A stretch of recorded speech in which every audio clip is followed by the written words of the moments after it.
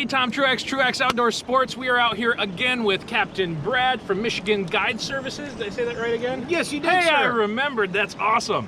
We are out, of course, over by Tippy Dam on the Manistee River, and we are going to try to learn center pin fishing. I've never done it before. I've never even thought of doing this because I have never done a lot of river fishing in the past, but Captain Brad says I've got to learn because it's a lot of fun. And so this is what we'll be using. Captain Brad, if you can, walk us through what we're going to be doing today. Sure, Tom. So basically what we're going to be using is we're a setup for a spin float series. This is a free spooling reel made by Akuma. It is called a center pin. The reason it's called a center pin is the line sits on a spool that rotates counterclockwise so that the line comes off the bottom. You can pick up a decent combination of a rod and reel like this for under $300. You don't need a lot of expensive gear to come out and have a good time fishing. This reel happens to be about $185. It does have upgraded bearings in it, so it does spin very fast. The rod is a Riversider rod. It's an 11-foot 3. It's a medium light action, 4 to 10 pound rating on the line for the rod. It handles big fish perfectly. The trick to float fishing or center pin fishing is learning how to use the rod with the reel. Because the reel has no drag, Tom, you have to use your fingers as the brake. So when you use the fingers as the brake, that is how you have to fight the fish. You are basically stopping the reel with your hand and using it as the brake. Instead of having a true drag system, that's what you're going to be doing, is using your hand.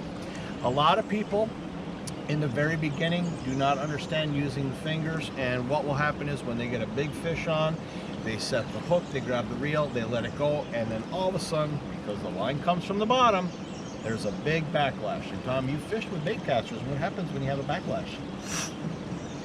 Same principle will apply. Yeah. It is easier to get it, but you have to work a little bit longer. So what we're going to do this morning is we're going to get you set up so that you can basically take and make a beautiful cast with your rod and your reel, just like this. Look at that. Look at that. See, that's why you go out with a pro. The pro can show you how to do it. Now, did I do anything really hard? No. Do you think you're going to be able to get that distance? Yeah. Well, we're going to find out. Let's see if I can do this, because I think I can. I was watching, you know, just a little bit of background. I did get a little bit of instruction before we did the video, so we'll see if I can kind of do this, huh? So, in the beginning of our instructions, Tom, we talked about a couple of things. Number one, placement of the rod and the reel into the hand. You kind of want to keep it so that it's on your palm, so that you're using your fingers to be the brake against the reel. Because the line technically comes from the bottom, you're going to need to use your fingers as an eyelet to help the line transfer through the rod.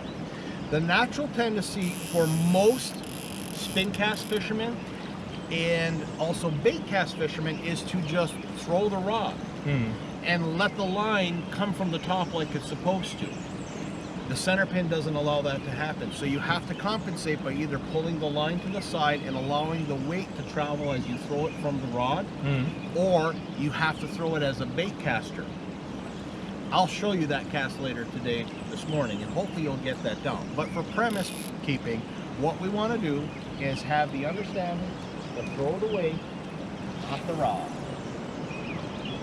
There it is again. Perfect cast. Okay, so what is our setup that we use on a main line for a fishing center pin? Tom, I typically use a high vis line because I'm old. Yeah. I can't see that clear line or that green line anymore, so I use a high vis line so it's able for me to see the line against the surface, so when I'm mending the line, there, and I just had a fish when I was reeling in. Nice. Now, does the high vis affect, do you think, the fishing at all, or? It can. There's a couple of different aspects that I've tested out. I've had people basically take, and I've done this too, I take some clear line between my bobber and my fluorocarbon leader, and I use a green or I'll use a true clear line, and it helps because the line will tend to sit on the water because I'm not using a fluorocarbon line. I'm using a standard monofilament. This happens to be Suffolk Siege. Okay. And it's a 12-pound line. I typically use 10 or 12. This reel happens to have a 10-pound on it. So basically, this is high-vis 10-pound line. It has a Raven float, fixed float. I use a little egg sinker right here. I use a bead stop, just a standard bead. You can get them at Hobby Lobby. Not using my good trout beads, okay? So I'm just using that attached to a barrel swivel, and then I'm using either 8-pound or 10-pound test. When I'm actually in salmon season and true steelhead season, I'm on a leader for steelhead about 10 to 12 pounds, and on the salmon, obviously 15 to 17 pound fluorocarbon leader, but my line is a much heavier line, typically a 15 or 16 pound line for using that. With the whole premise behind it, the casting, the aspects, you can get into a rod and reel setup, and you don't need something that's going to be very expensive. If you're going to start off, don't go and buy the highest, most expensive stuff and then try to expect to learn to do it. The best suggestion I can give anybody is go with someone to learn. Tom, I spent a lot of time, hours, and frustrating moments trying to figure out how to cast this when I first got it. Because I wanted to learn it. I was typically bottom bouncing on the river, trying to catch fish that way. And yes, you can catch a lot of fish that way. But the problem is, there's more than one way to catch fish, right? Yeah. That's why we use bait casters. So, bait caster for me, yeah, I like them, but I use them primarily for king fishing when I'm using floats and I'm just floating skein. But what am I going to do for spring steel? I could use a bait caster. So then I came out with the premise of, let's try a center pin. I was frustrated. I mean, part of it's about having fun, so. Yes, but Tom, learning is fun.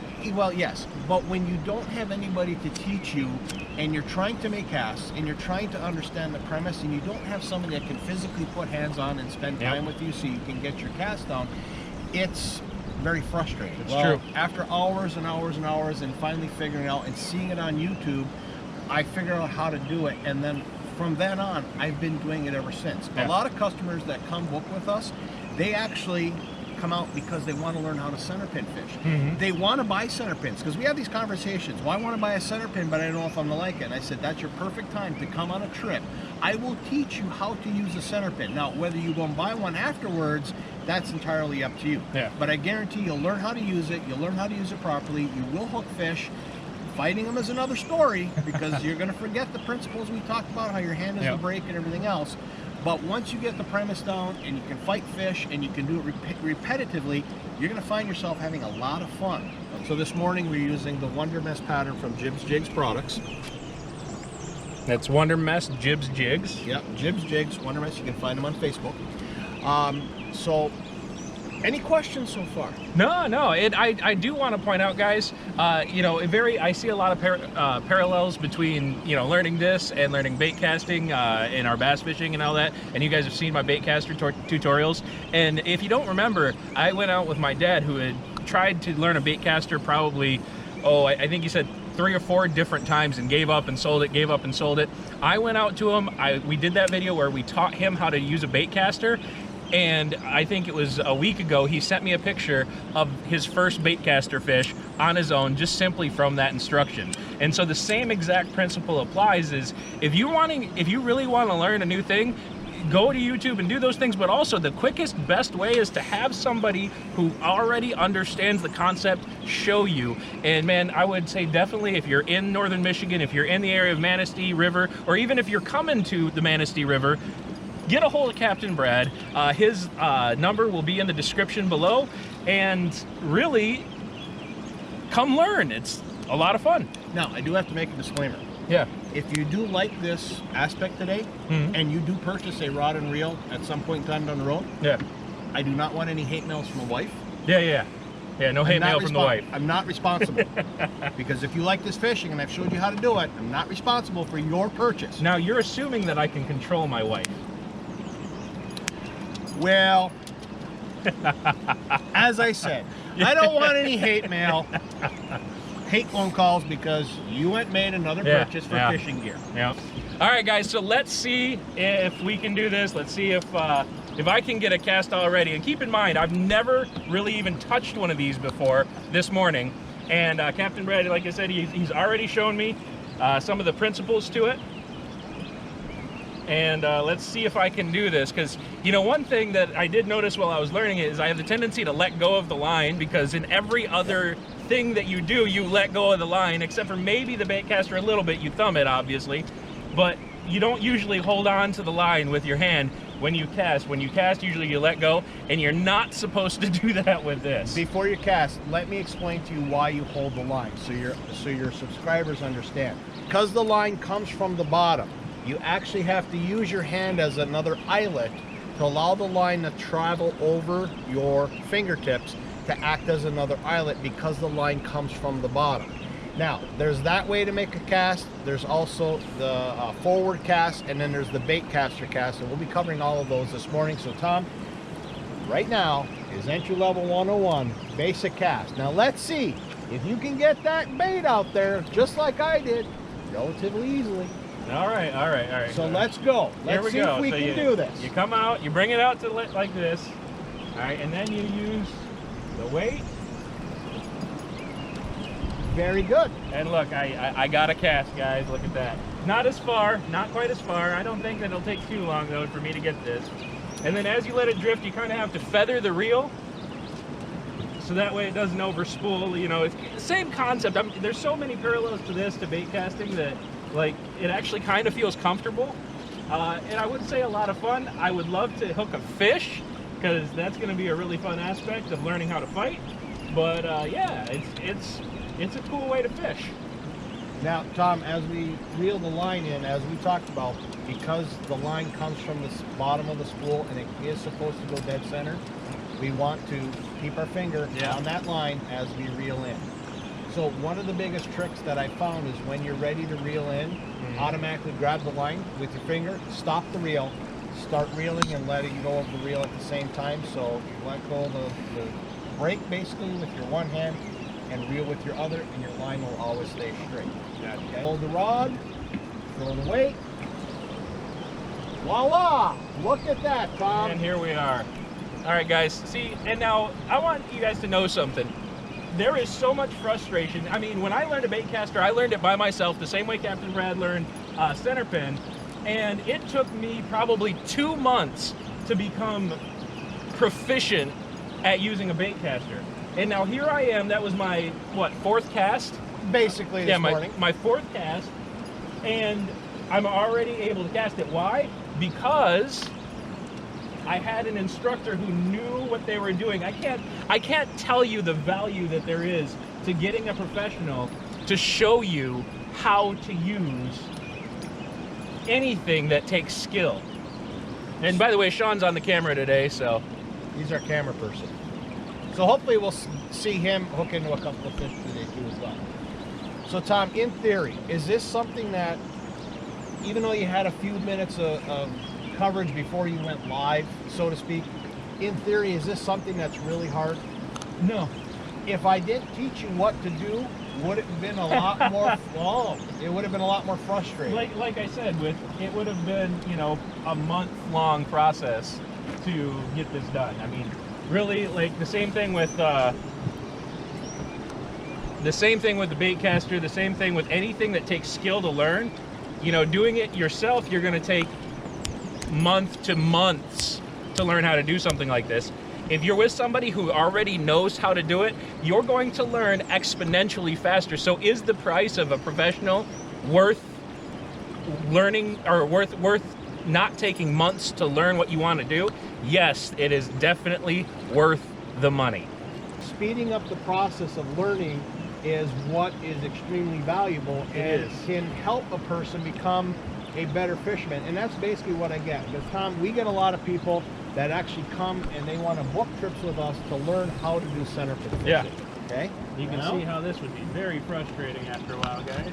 Okay, hold on now. Don't pull the boat. Not a hook right now. Twist it around the tip. Hey, I hooked the biggest sucker.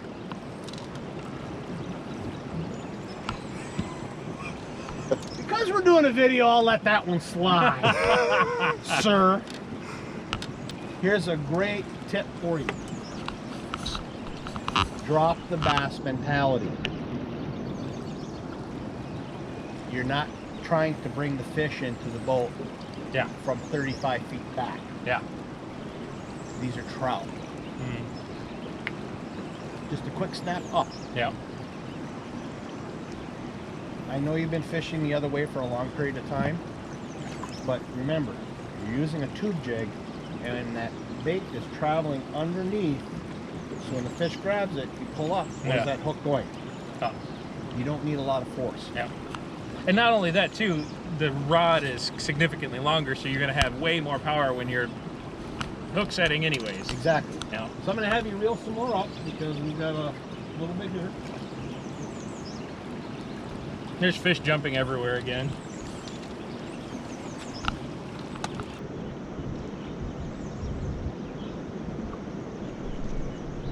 There it is. That's a good one too. Yep, there you go. Ah, he's off. He's off. Okay, Tom, so you've kind of seen how to do the traditional cast, the entry-level cast. The disadvantage of doing that type of casting is it will actually twist your line and cause a lot more curlicues in your line. So there's another actual way to limit the amount of curlicue that's going to take place, because what happens is you pull the line, it's traveling over your hands and it's going through an eyelet, and it's going to add more curlicues as it travels up the rod through the eyelet. There's many different castings out there. The Wallace is one of them. Honestly, I haven't mastered it. I just, for some reason, don't like it. It's just personal preference to me. But that's another casting method you can do. And you can see it on videos. You can watch it. Yeah. Go out and practice it in a field with just a regular weight so you can get the premise and understanding. So, as you can see, the basic cast that we did this few minutes ago, roll the weight, not the rod. Let it do what it needs to do. Okay? We're going to bring it back in. And now I'm going to show you the overhand cast. Now, Tom, with the overhand cast, if you remember this springtime when we were on the boat and we were talking about how to fish from a boat, where you bring the rod and reel straight over your head and you never cast to the side, because that way you almost never snag somebody or snag yourself. What you'll want to do is you want to bring the same premise back in over your head, behind you, and let it go forward. Okay. But because it's a center pin, it comes from the bottom, you still need to incorporate your left hand. The difference being you're not pulling the line out as far. Okay? So with that, we're going to show you this. Bring it over your head. Same distance. Yep. The biggest trick, once that bobber hits the water, Tom, is let go of the line. Don't let go of the line before the bobber hits the water. Once it touches the water, let go of that line management hand so that it comes straight. Okay. So let's demonstrate this again so that you can see, and then we're going to have you make this cast. So once again, Tom, what we do is you pull the line. You don't need it as far, okay? Bring the rod and reel straight over your head. See, I made a boo-boo on that one. He messed up. I messed up. I held on to the reel. So. Did it again. Did it again. See, even a so-called pro. It's the camera. The camera always messes with us. No, it's not. It's not that. It's the fact that I'm holding on to the reel for this. So we'll just go without bait right now.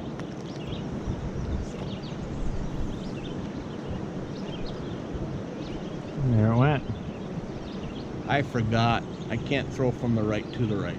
Ah. I have to throw from the left to the right because I'm a right-handed person. Yep. That makes sense? Yeah.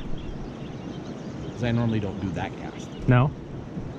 This is how I normally cast.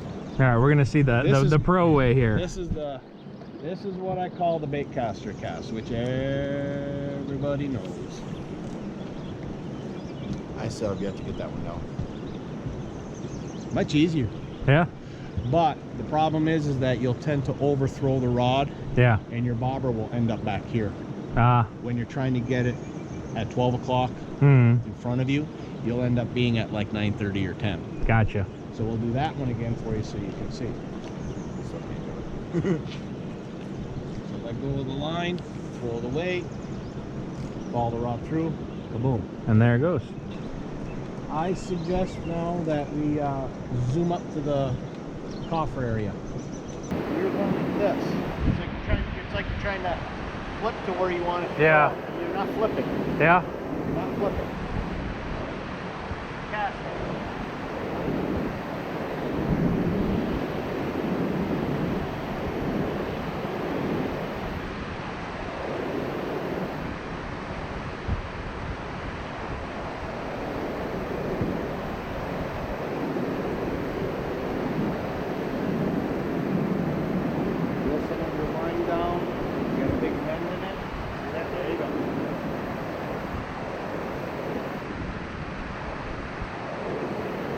bobber's going backwards. Because what happens is it's pulling it back this way. Oh, there's fish. Perch. Hey, that's not a bad perch at all. Oops. Remember, that reel is always live. Yeah. Bring it over to me.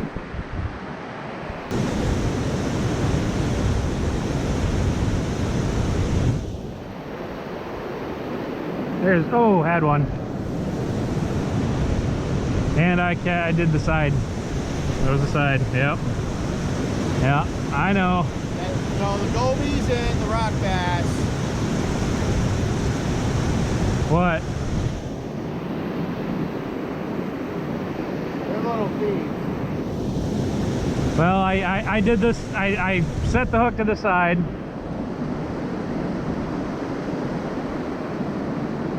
I don't do as much anymore, but I still do it once in a while, don't I? Yeah. I mean, honestly, just that's a kind of muscle memory instinct that you're just so used to. Yeah, you've got to get rid of the muscle memory when it comes to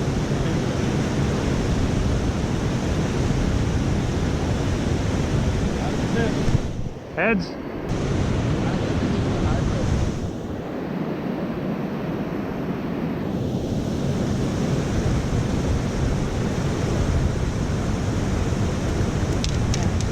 Oh, Fish on. Got Sean over here trying to play swords with me.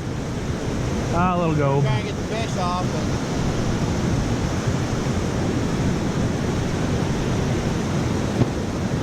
Nasty creatures, man.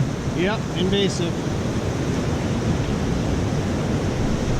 I'll dispose of this. Tom, now just imagine how fun they would be with these on the lake. On the lake? Like the little lakes, like Mitchell, Cadillac, Yeah. with the bluegill and all bass were fun on these too, dude. First fish I ever caught on my pen was a bass. Well, if you ever go out on the butt with me, we can go out to Crystal Lake in Benzonia and hit up rock bass just like this. Yeah, 3 weeks ago it was bobber hit the water, and as soon as it hit the water, your bobber would go under. Yeah. That happened that one time, that one cast that I did. And so I didn't really get a hook set on it. Just had the weight of the fish, basically. I was hoping. Well, to compensate, keep that rod high and allow it to set itself. Yeah. The other thing that you're also doing, I'll give you a note. As soon as you hit that fish, your tendency is to start reeling right away. Yeah. Can't do that. Set the hook, let the hook engage itself into the fish, then fight the fish. Yeah, that's very different than what I'm used to. Exactly. Because you're using a float, and you want that hook, that single action hook, to get up in there. That's fish. There you go. See the difference when you let the bobber go down, you set the hook, and you kept it up?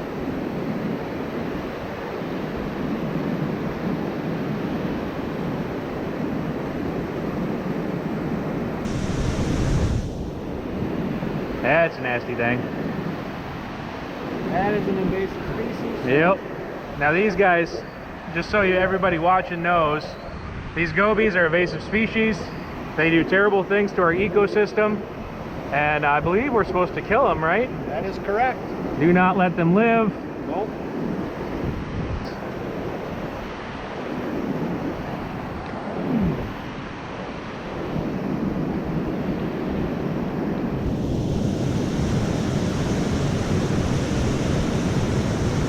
Got a little moisture on there. Yep.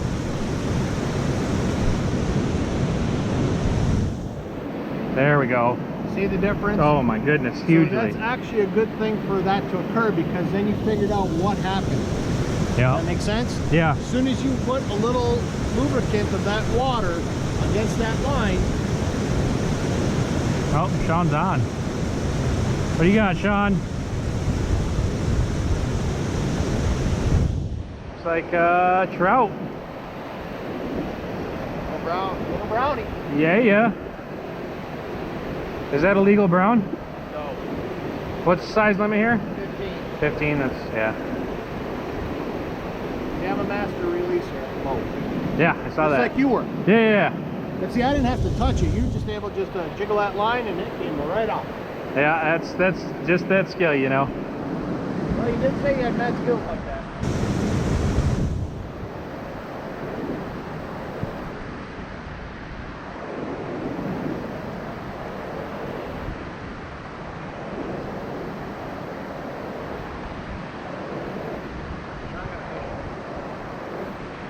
Oh yeah, look at that.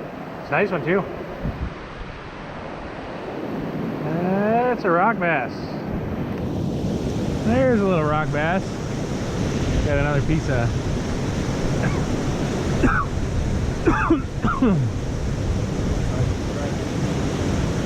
On it. Not too much armor, just a little harder than that. There's There you one. go. Yeah, that's a nice one. So we got this on video now? Yeah. God. Yeah, it was a nice one. I thought it was a nice one, but Okay. not so much. It was in the current. Okay, it's still a nice Little guy. trout. So are we going to release this one at the boat just like you did before? I don't know. It depends. Ooh. Oh, he's fighting now. Oh man. He's fighting. Lift the rod off. Steelhead. Lift her up.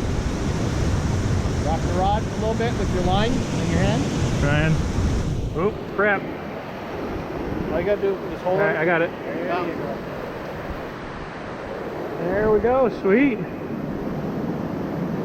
Now you now give me a little more slack. Let off. Give me a little more slack. We'll get your hand. Just let your hand go. There you go. That's all you gotta do. Stop. No, I got it around the wrong way. That's okay. That's okay. So, do you understand the premise now about setting upward? Yeah. Yep. If you look, here, make sure you guys can see this. If you look right in its nose, because it goes straight up. So make sure you're setting the hook up, Not to the side, Tom. not to the side. Yeah, usually most of the bass I catch, I usually hook them in the cheek. Say I give them cheek piercings.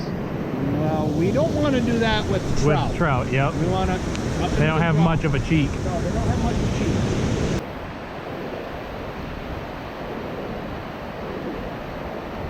He says he's got a good one. Yeah, Brownie. Brownie's fighting so hard though. Nice little brown. Beautiful. Look at the coloration on that. So as you can see, Hold on. So as you can see, that's why we hook set up. The jig goes right into the roof, and that's why it's called Jibs Jigs. Yeah. Puts it up in the jibs. Let's see that color on that brownie there. Oh, he's trying to get away. I know, and I'm trying to squeeze them, and Look at that. Oh, beautiful. They're just a beautiful fish. so typically, Tom, on a little trout fishing adventure that we do in center pin fishing, what can you expect the quantities of They're fish? all here, Brad. Yeah. All the fish are up here today. Anywhere from 100 to 300 fish. 100 to 300 fish. All right.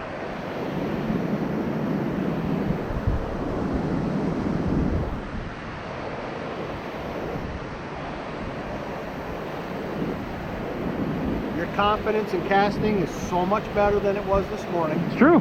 Your overall figuring out where you want to put it, how you're mending it, how you're doing everything, you've picked it up. Yeah. I actually can see you possibly getting a rod and reel set up like this and going with shop Yeah. and bait fishing and having fun and hitting different sections of the river and doing this together, because now you have another avenue to fish. You know, as you said, bottom bouncing, you know, it's not your cup of tea. You No, prefer not I to hate do it. and I get it. It's not for everybody. I center pin fish all the time. I Yep. prefer to do it. It's my way of fishing. Bait cast fishing with bobbers, skein and stuff. I do that too. But that's fish. Oh, that's a good one. That's a good one.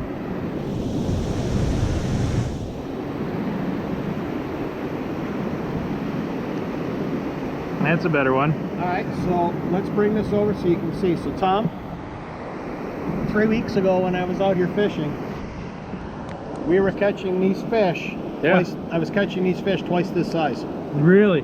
Twice this size. Yeah. That would be nice. And what's nice is you can see they do have a little bit of the specks, but nothing like those perch do that we threw up. That's part of being a guide, is getting that fish throw up. Oh yeah. So what you do to get that from happening is use your buddy's towel. Yep. Perfect. It's his responsibility, not mine. Of course. I'll dirty his towel. Oh yeah, and Sean.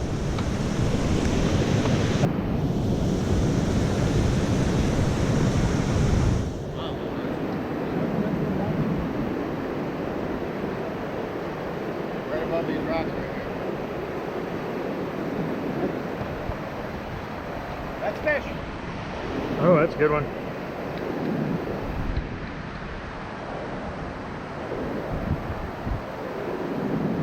Got that weed. Oh, he's in those weeds. Got him. Got him. Work him. Work him. Reel down. Reel down. Come Reel on. down. Reel down. Reel down. Pull him straight a little bit. Pull him straight. There He's you out. go. All right. There you go. Guess what you got? Another rock. Another rocky. Gotta love it. So Tom, we finished off our trip this morning, and I want to ask you a serious question. Today you learned how to center pin fish out on the boat. Yep. Would you say that this is something that you would encourage other people to learn how to fish? For a fact. Is this something that you could see yourself picking up and doing more than just the first time that we went out today? Oh yeah. So would you say all in all it was a success for you? Oh, totally. It was a lot of fun. Caught tons of fish. You learned how to cast. Yep. You learned how to use this reel. Yep. You learned how to mend the line. You learned how to hook a fish from a great distance, fight them, and bring them in. You think it's a value? Everything's valuable, but yeah, I mean, it's definitely an awesome way to fish. And what's nice is, you know, one of the nice things is that you can fight the fish. You are the drag, and so that's kind of fun. Is having to choose, hey, how much do I give this fish or not? And so it is definitely different and a lot of fun. So all in all, on a scale of 0 being never want to do this again, 10, this is how I'm going to fish from now on, where do you find yourself at this point in time? Probably a 7.5. Good. We'll give it a 7.5, a solid 7.5. Well, we appreciate Truax Outdoors coming out, learning how to do a new way to fish. We encourage other people who want to learn to do this, come on out with us. This is the best way to learn when it's not a heavy pressure season like it is in steel or salmon. Get out, learn how to do a new way of fishing so that you become a better fishing person. It doesn't matter if you're male or female. It's becoming better at what you do so that you can enjoy the quality outdoors that we have. Yeah. It doesn't matter where you go, whether it's a lake, a river, or stream, it's learning how to do different techniques to get yourself onto fish. Yep. Thank you for joining us. We hope to see you again soon. Yeah, so guys, this was absolutely wonderful. Michigan Guide Service, Captain Brad, get a hold of him if you want to do an awesome trip out on the river, learn how to center pin, catch fish. We caught like 4 different species, had a blast. I've got a cooler full of fish. We caught a whole bunch of rock bass that I'm gonna bring home to my family and cook, and just had a lot of fun. So I would encourage you to get a hold of them. Thank you guys for watching. Hopefully you guys are enjoying these videos. Please like and subscribe, maybe even leave a comment. And until next time, God bless you all.